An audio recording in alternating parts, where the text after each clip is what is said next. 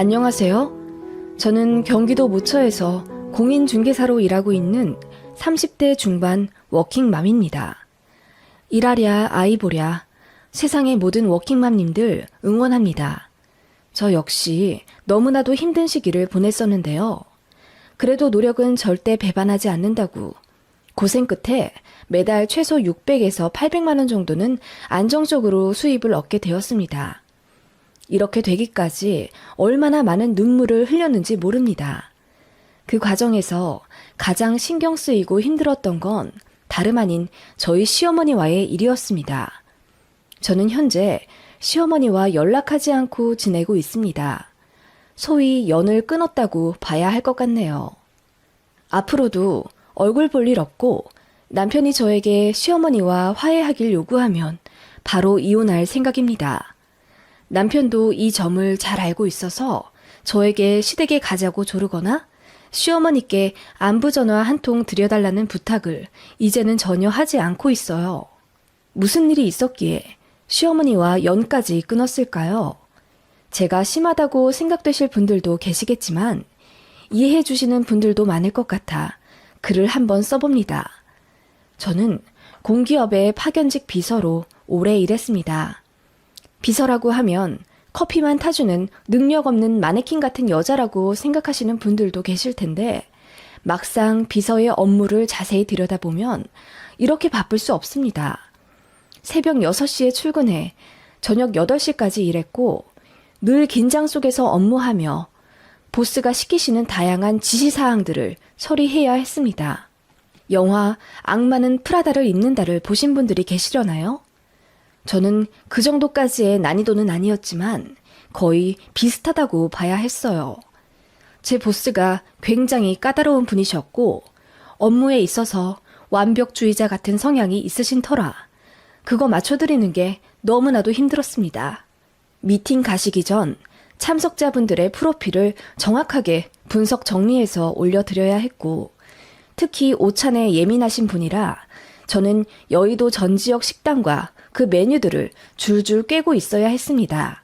이건 약과였고 늘 보스께서 무언가를 요구하시기 전에 모든 걸 준비해야 하는 것이 전문 비서의 일이었고 평일 12시간 근무는 물론이고 퇴근 후 주말까지 제 핸드폰은 늘 진동이나 무음이 아닌 벨소리로 해놓고 언제 내려올지 모를 지시에 대비해 긴장 속에서 살아야 했습니다. 그렇게 7년 정도 일하니 면역 체계가 완전히 망가져 위염, 장염, 편도염 등 온갖 염증에 시달렸고 갑상선 수치 역시 비정상적이 되어 몸이 완전히 축나 버리더라고요. 그래서 사직서를 냈는데 비서실에서 제 연봉을 40% 올려주겠다고 이례적으로 정직원까지 시켜줄 테니 더 버텨달라 잡기까지 하더라고요. 달콤한 제안을 뒤로 한 채 건강을 챙기기 위해 저는 퇴직했습니다. 그 과정에서 그 직장에서 만난 대리님과 감정이 깊어져 연애를 하게 되었어요. 조금 더 일찍 서로의 마음을 알았으면 사내 연애를 했을 텐데 제가 퇴사하고 나서 사귀게 되었죠. 대리님은 예전부터 저에게 호감을 가졌었는데 제가 늘 바빠 보여 커피 한잔 하잔 말도 못했다더군요. 대신 이따금 제 책상에 초콜릿 같은 주전부리를 올려놓고 왔다는 이야기를 뒤늦게 알고 그 배려심에 더 반하게 되었어요. 그게 바로 지금의 남편입니다. 저희는 그렇게 약 1년간을 열심히 연애하다 결혼하게 되었습니다. 남편은 소위 시내 직장이라 불리는 공기업 대리였고 저는 7년 다니던 직장을 퇴사하고 다시 비서직으로 돌아가기가 두려워져서 카페 알바를 하며 릴렉스 하던 중이었어요. 솔직히 말하면 조건이 안 맞아도 너무 안 맞죠. 누가 봐도 제 스펙이 너무나도 낮았고 이 점은 시댁에서도 눈엣 가시였어요. 처음엔 저를 엄청 반대하셨습니다. 특히 시어머니께서요. 학벌도 앵간치 안 맞아야지. 우리 아들은 내놓으라 하는 명문대 졸업해서 남들 다 부러워하는 공기업 들어가 이제 승승장구할 일만 남았는데 우리 아들이 뭐가 아쉬워서 파견직이나 하던 애랑 결혼을 한단 말이야. 심지어 지금은 백수잖아. 엄마, 백수는 아니고요. 지금 카페에서 일하고 있어요. 그리고 내가 안정적으로 잘 버는데 와이프 될 사람 직장이 있고 없고가 뭐가 중요해요. 내가 좋아서 하고 싶은 결혼이에요. 무엇보다 심성이 얼마나 착한지 엄마도 잘 아시잖아요. 글쎄, 이쁘고 착한 건 나도 알고 있다만 둘이 안 맞아도 너무 안 맞잖아. 너는 의사, 변호사랑도 결혼할 수 있는 수준이고 주변에서도 너 소개시켜달라 하는 강남 아지매들이 얼마나 많은지 알아? 엄마, 그러지 말고 마음으로 이 사람 좀 봐주세요. 그렇게 처음 저를 소개시켜드리는 자리에서 이렇듯 잊지 못할 무안을 당했었고 저는 바보같이 한마디도 하지 못하고 고개만 팍 숙인 채 닭똥 같은 눈물만 뚝뚝 흘렸던 기억이 납니다. 그렇게 모욕당하면서까지 결혼을 하기엔 저희 부모님께 너무 죄송스러웠고 스스로가 너무 위축되어 견딜 수가 없겠더라고요. 그래서 헤어지자고 했었는데 그때 남친이 거의 단식투쟁하다시피 시어머니께 대들고 화내서 결국 두 손 두 발 다 드셨다더군요. 시어머니는 결혼 후에도 이때 일을 종종 곱씹으며 고개를 절레절레 저으셨습니다. 그냥 계속 만나보라 할 걸 그랬어. 새애기 네가 헤어지자고 해서 괜히 로미오와 줄리엣 마냥 애틋해졌지 뭐니. 가만히 냅두면 알아서 헤어졌을 텐데 너 일부러 그랬지? 이러시며 결혼 내내 저를 무시하고 모욕 주시던 시어머니였습니다. 결혼 준비 과정에서 잡음 역시 당연히 있었죠. 시댁에서 예물 예단을 정말 도가 넘치게 요구하셨습니다. 시어머니, 시누이, 시할머니까지 전부 입을 수 있게 밍크코트 3벌을 최고급으로 해오라 하시질 않나 저에게는 300만 원짜리 목걸이 주시면서 시어머니 당신께서는 800만 원짜리 시계를 사달라 하시더군요. 게다가 가전은 몰라도 가구는 압구정에서 디자이너 제품으로 해야 한다며 소파 하나에 1200만 원짜리를 골라 저에게 구입하라며 사진 찍어 보내시기도 했고 신혼집 들어가는 간장 종지 하나까지 전부 시어머니의 허락을 받아야 넣을 수 있다며 듣도 보도 못한 갑질을 하셨습니다. 반전은 시댁에서는 남편 결혼하는데 1원 한 장 지원 안 해주셨다는 점입니다. 남편은 소위 개천용이에요. 시댁은 수입이 그렇게 많지 않으십니다. 시아버지는 용역일 하시며 근근히 버셨는데 그나마도 허리를 다치신 이후로는 일을 전혀 못하셨어요. 실질적인 생계를 책임지신 건 시어머니셨는데 어머님 역시 이렇다 할 자격증이나 학벌이 없으신 관계로 청소나 공사 자빌 보조 등을 하시며 일을 하셨어요. 남편은 학원 과외 한 번 안 받고 혼자 공부하며 스스로 앞길을 개척한 케이스였고요. 시누이는 그냥 평범하게 전문대 들어가서 치위생사 성실히 하고 있습니다. 아무튼 그런 집안이라 사실상 재산이랄 것도 없고 남편이랑 신우가 매달 보내주는 돈 아니면 노후 준비할 것도 없는 상태셨습니다. 반면에 저는 남편보다는 학벌 직장의 스펙은 낮지만 집이 잘 살아요. 친정엄마가 외갓집에서 증여받은 재산이 좀 있으셔서 저 고등학생 때 40평대 큰 집으로 갑자기 이사간 기억도 납니다. 그래서 신혼집도 저희 엄마가 해주셨어요.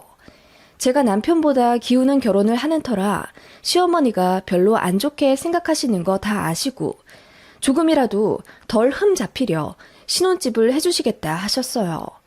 그래서 5억 중반대로 서울 외곽 쪽에 있는 아파트를 하나 매매를 해서 들어갔습니다.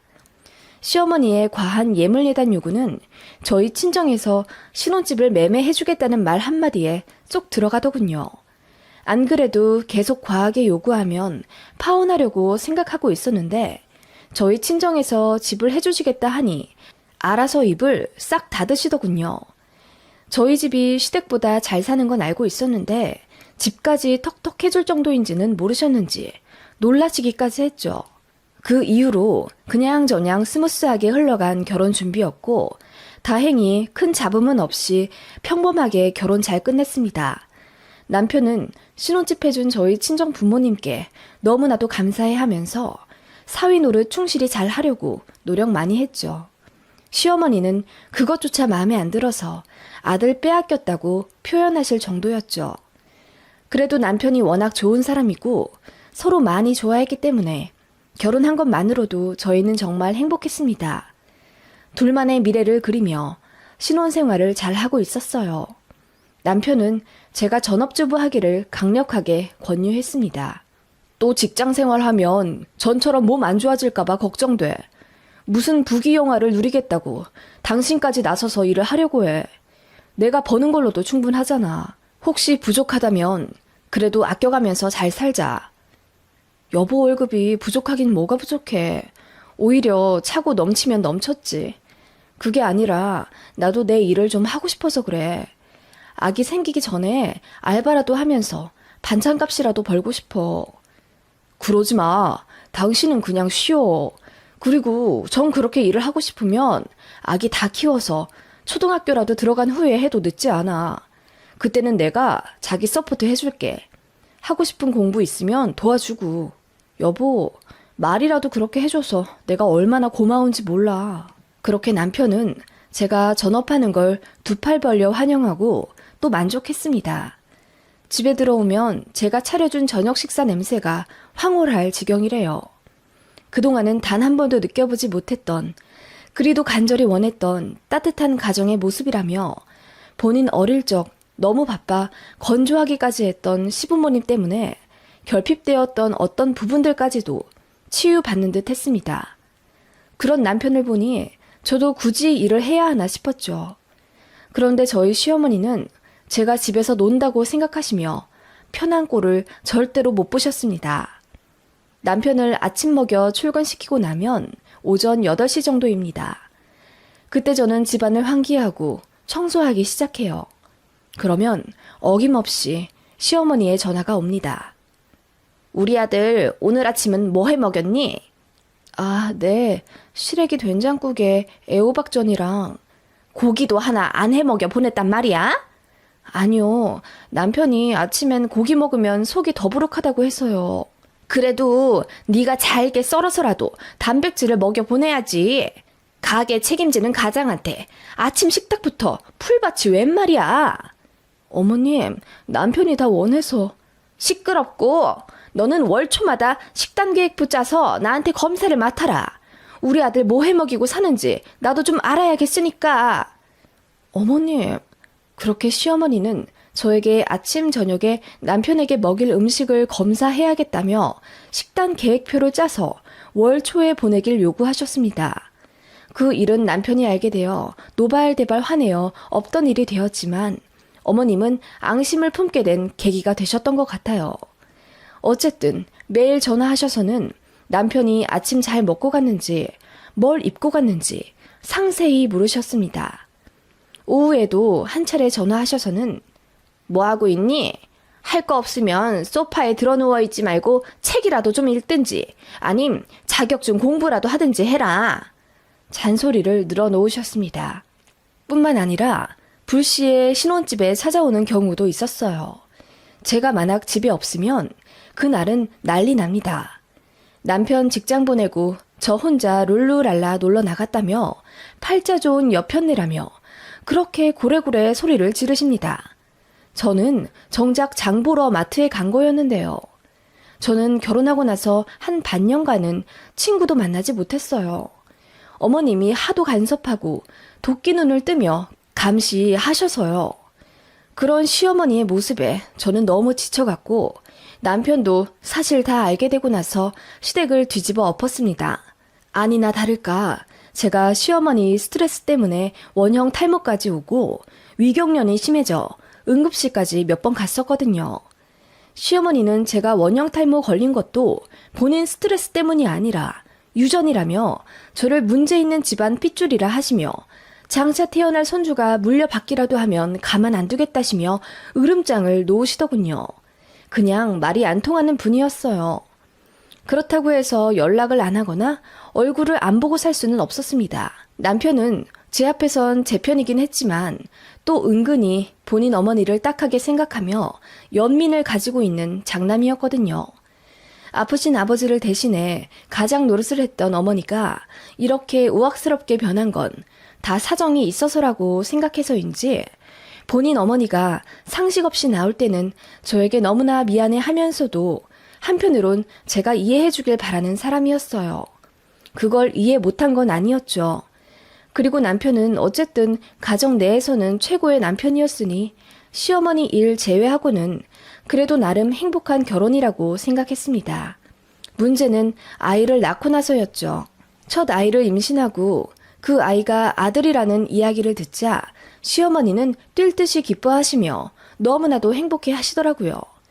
장남의 장손주이고 남아 선호 사상이 심한 지역 토박이이신 터라 얼마나 아들 손자가 간절하셨겠어요. 어머님은 제가 아들을 품었다는 말에 태도가 180도 변해선 저에게 엄청 잘 해주시더라고요. 그 모습에 기쁘기는커녕 기분이 이상했습니다. 아들이 뭐라고 그런 생각이 들더군요. 그렇게 태어난 제 아들은 당연히 어머님의 삶 최고의 관심사가 되었어요. 제가 산후조리원에 있는 그 3주도 못 견뎌 하시고 빨리 집에 오라고 퇴근하시더군요. 당신께서 산후조리 해줄 테니 당장 손자 데리고 나오라고 얼마나 난리를 치시던지. 저희 친정엄마랑 조리원에서 약간 다투시기도 했어요. 아니, 손자 애달아 하시는 건 알겠는데요. 제 딸 몸조리는 제대로 해야 하지 않겠습니까, 사부인? 그러니까 내가 해주겠다고요. 우리 손자가 저기 불편하게 누워있는데 사부인은 마음이 아프지도 않으세요? 불편하다뇨. 저 간호사분들 다 신생아 전문가예요. 저희보다 잘 볼 텐데요. 그리고 사부인은 정말 손자 생각만 하시는군요. 우리 딸은 아직도 회복이 덜 됐는데 어찌 그러시나요? 그러니까 몸이라도 건강했으면 좋았잖아요. 몸이 원체 약해선 조금이라도 무리하면 병이 생긴다니 그건 며느리가 잘못한 거죠. 뭐라고요? 그렇게 친정엄마와 시어머니는 산후조리원에서 옥신각신 얼굴을 붉히는 일도 있었습니다. 그날 이후로 친정엄마는 시어머니 말만 하면 진저리를 치면서 너무 싫어하세요. 아무튼 그렇게 시어머니의 총애를 받은 제 아들이었고 역시나 아들 태어나고 나서 엄청 간섭하시더라고요. 조리원 퇴소하기 전부터 저희 신혼집에 가 계시던 시어머니는 제가 다 정리해 놓은 아이 방이 마음에 안 든다며 처음부터 끝까지 다 갈아엎으셨더라고요. 게다가 아들에게 모유 먹이고 있는데 옆에서 빤히 보시다가 자세가 불편해 보인다며 강제로 아이 얼굴을 미시는 통에 아이가 분수토를 한 적도 있고요. 역시나 청기저기 이야기가 왜 안 나오나 했어요. 아이 조리원 퇴소하고 나자마자 청기저기 써야 한다며 어디서 광목천 한무대기를 가져오시더군요. 요즘은 청기저기도 잘 안 쓸 뿐더러 쓰더라도 대나무 섬유로 만든 부드러운 걸 사용하는 게 추세거든요. 그런데 어머님이 가져오신 그 빳빳한 걸 굳이 쓰셔야 통풍이 잘 된다 고집하시며 시판 기저귀를 벗기고 광목천을 대시더니 결국 아이 엉덩이에 발진이 일어나더군요. 게다가 아이 수면 시간부터 옷 입히는 것까지 하나하나 전부 입대시며 제가 하는 모든 것들을 무시하고 혼내셨습니다. 너무 스트레스 받았고 산후 우울증이 왜 오는지 알겠더라고요. 결국 남편이 손을 써 시어머니를 다시 시댁에 보내드렸어요.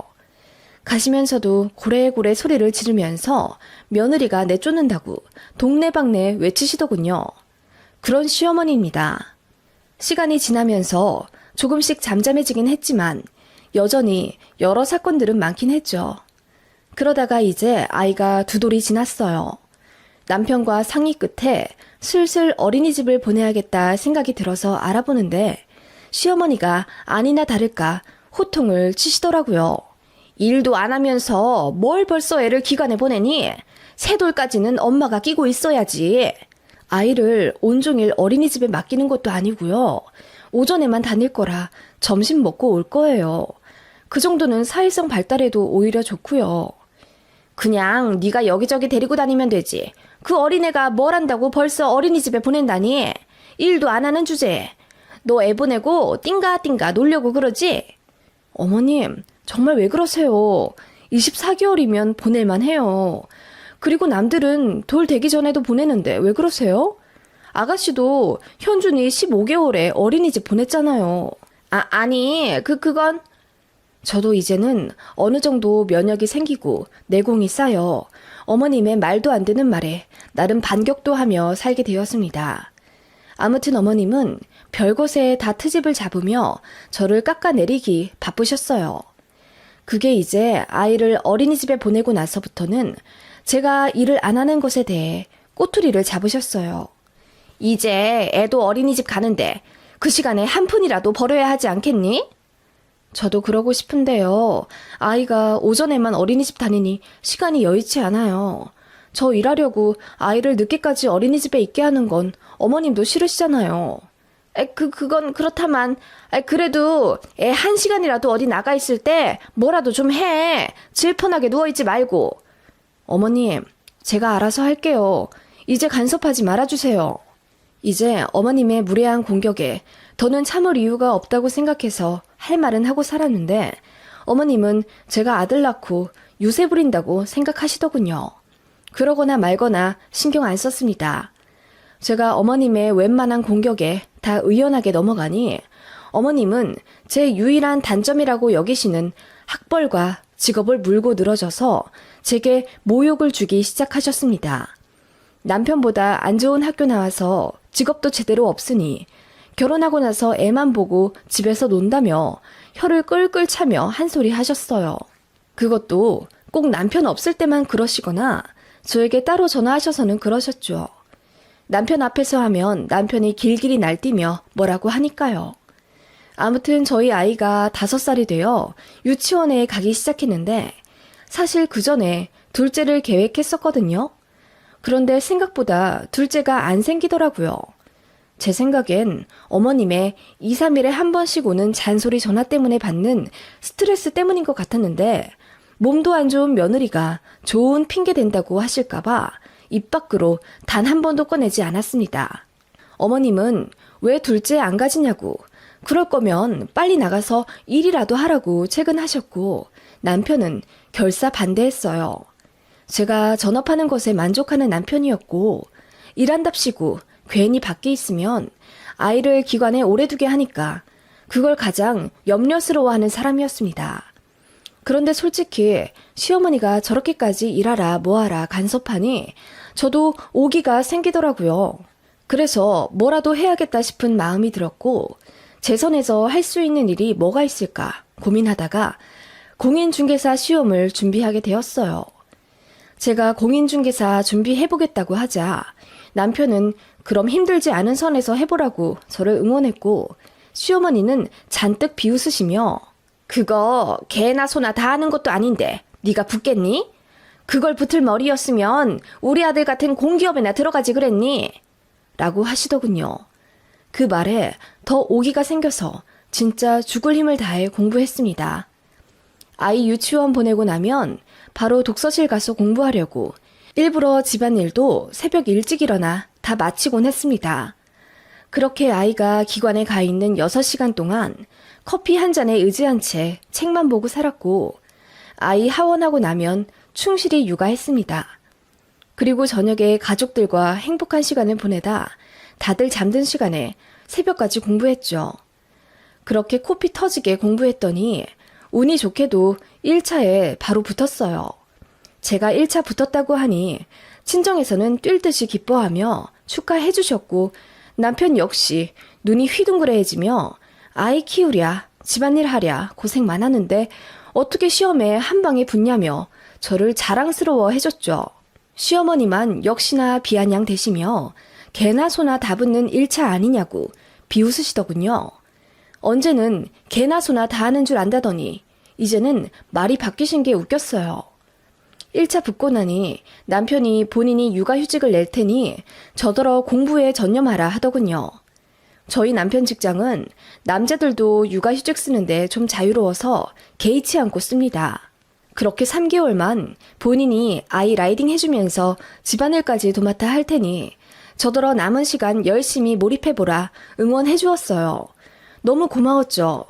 그런데 시어머니는 노발대발 화내면서 남자가 어디 육아휴직 낼 생각을 하냐며 남자가 애보고 집안 살림하는 꼴 절대로 못 본다며 저더러 공부한다는 유세 부리고 앉아있다고 소리를 고래고래 지르시더군요. 남편이 그러지 좀 마시라고 하느니 좀 잠잠해지긴 했지만 아무튼 어머님은 이제 제가 공부한답시고 남편한테 아이를 맡긴 게 고가우신 모양이더라고요. 그러거나 말거나 신경 안 쓰고 진짜 죽도록 공부했습니다.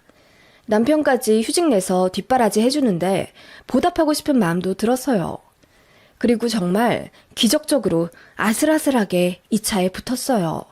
저도 드디어 공인중개사가 된 겁니다. 그날 너무 행복해서 눈물이 펑펑 났어요.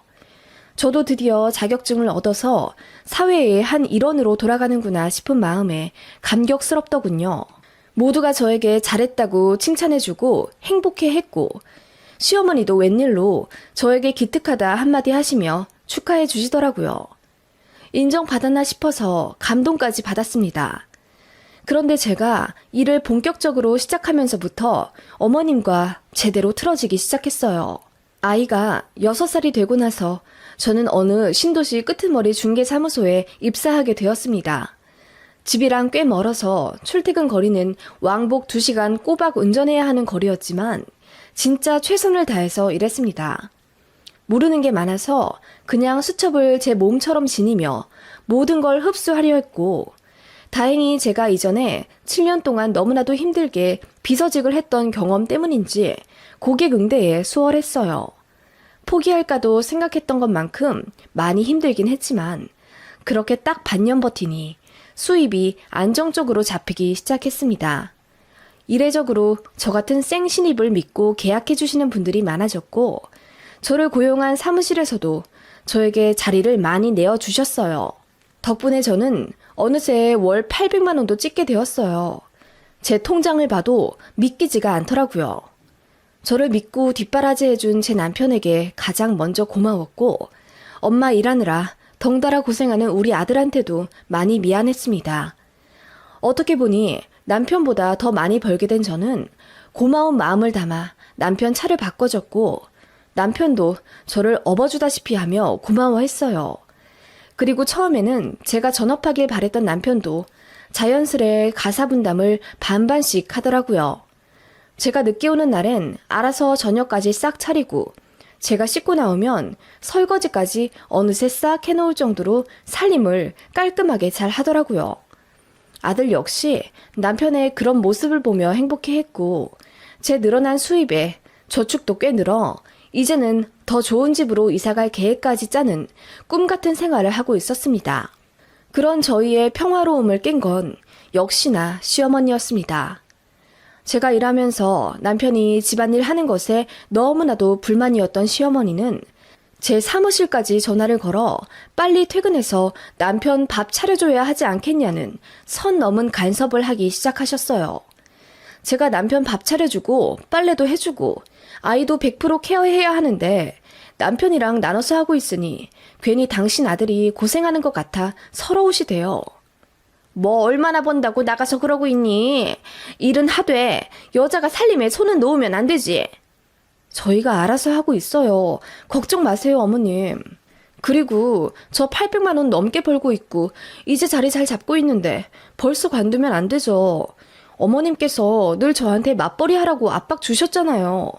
그래서 일하고 있는데 이제 와 왜 그러시나요? 뭐라고? 800만 원? 아니, 우리 아들도 600만 원을 못 버는데 네가 800만 원을 번다고? 세상에, 말도 안 된다. 아니, 뭐 한다고 네 남편보다 더 벌면서까지 밖에 나돌아다니고 있어. 너는 그게 문제야. 청도가 없어. 그래서 네가 늘 마음에 안 들었다고. 어머님은 제가 800만 원 벌었다는 소리에 이성을 잃으신 듯 했어요. 그렇게 고래고래 소리를 질러가며 저더러 남자보다 더 벌면 못 쓴다는 둥, 공기업 다니는 아들이 집에 와서 집안일까지 해야겠냐는 둥, 이제 와서 또 딴소리를 하시더라고요. 제가 왜 그 정도로 벌면 안 되는데요? 저도 남편보다 더 벌 수 있죠. 왜 우리 아들이 나서서 집안일하고 애 보고 그랬는지 이제 알겠다. 네가 돈 좀 번다고 우리 아들 무시했구나. 그래서 기죽어서 앞치마 메고 그러고 앉아있는 거 아니냐. 우리 아들이. 어머님, 진짜 해도 너무 하시네요. 잘 알지도 못하시면서 그렇게 말씀하시면 저 이제 진짜 전화 끊겠습니다. 이것 봐. 돈 좀 번다고 시애미까지 무시하네? 그러니까 우리 아들이 기가 다 죽어서 그러고 있지. 너 그럴 거면 그냥 관둬. 다시 전업해. 지 친정에서 집 해줬다고 고개 빳빳이 들 때부터 알아봤어야 했어. 아주 이제 우리 집이 우습지? 그 말에 저도 꼭지가 돌아서 이성을 잃고 말았습니다. 그래서 저도 소리를 고래고래 지르며 아니 언제는 그렇게 일하라고 집에서 퍼질러 누워있는 꼴 못 보겠다 매일매일을 괴롭히시더니 이제 일하니까 그게 또 보기 고가우세요? 그리고 저희 집이 신혼집 해줄 여력이 되니까 그 덕에 대출 안 받고 시댁에 꼬박꼬박 용돈 드리는 거잖아요. 이제 와서는 또 친정에서 집 해준 게 안 입고 오세요? 어머님, 줏대 좀 챙기세요. 이랬다가 저랬다가 어머님 기분에 따라서 말 바뀌시는 거 저 아주 지긋지긋해요. 롤러코스터도 아니고 어머님은 안 어지러우세요? 제발 어머님 그만 좀 하세요. 저도 이제 못 참아요.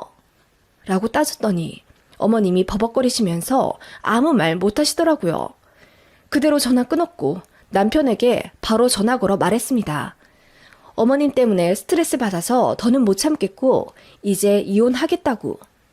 그렇게 제 말만 전하고 집에 와서 남편이랑 만나니 남편 얼굴이 백지장이 되어 저를 다급히 말리더군요. 엄마 신경 쓸 거 없다고 이제 본인이 더 잘 중재하겠다는데 미안하지만 남편 얼굴도 보기 싫더군요. 그냥 그대로 아이 챙겨서 친정으로 갔습니다. 남편은 회사까지 휴가 써서 저 잡으랴 시댁 가서 한판 하랴 난리도 아니었습니다. 그러다가 아이가 아빠 보고 싶다는 한마디에 저는 눈물을 흘리며 다시 집으로 돌아갔고 다만 남편과 한 가지 약속을 했습니다. 앞으로 시어머니와 절대로 연락하지 않겠다고. 내게 며느리 노릇 바라면 이번에는 사정 안 보고 바로 이혼하겠다. 친정도 잘 살고 이제 돈도 당신보다 버는데 내가 뭐하러 시어머니 망언 듣고 참아야 하느냐. 그동안 참아왔던 응어리들을 모조리 뱉어냈더니 남편이 고개를 끄덕거리며 모두 인정하더군요. 그리고 제 말대로 시어머니가 저한텐 다신 연락하지 못하도록 무슨 일이 있어도 막겠답니다. 그 일 이후로 저는 정말로 시어머니 목소리 한 번도 못 들었습니다. 명절에도 안 갔어요. 아들한테는 지 사랑해주는 할머니일 텐데 무슨 잘못이 있겠냐 싶어 남편이랑 아들만 시댁으로 가끔 보내곤 했죠. 이렇게 몇 년 지내니 너무 편하더라고요. 남편도 이제 잡음 없이 행복하게 안정 찾으니 저에게 감히 며느리 노릇 부탁할 생각도 안 하고 있네요. 진작 할 말 하며 살 것을 괜히 속병 나도록 참고 살았던 지난날의 제가 한심스럽습니다. 그리고 저도 어머님의 지속된 가스라이팅에 스스로 많이 위축되어 있었던 것 같아요. 이제 행복만 가득했으면 좋겠습니다. 여러분들도 하고 싶은 거 마음껏 하시며 건강한 삶 사시길 기원할게요.